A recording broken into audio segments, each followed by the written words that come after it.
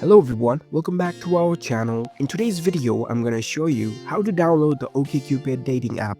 It's a very simple and easy process and I'm gonna guide you through how to do it. Let's get started. First of all, on your phone, head over to your Play Store. You can open up the App Store if you're using an iPhone device.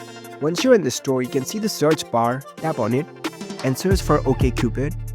You will see the OkCupid dating app on the search results. It should have this logo of OK. Once you find the app with this logo, here you can see the install button right next to it.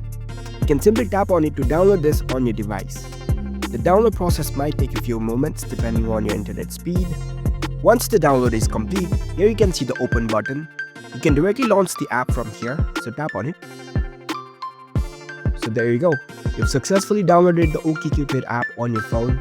So that's it. That's how you can easily download the OkCupid app on your phone. If you found this video helpful, don't forget to give this video a thumbs up and subscribe to our channel for more tech tips. Thank you for watching.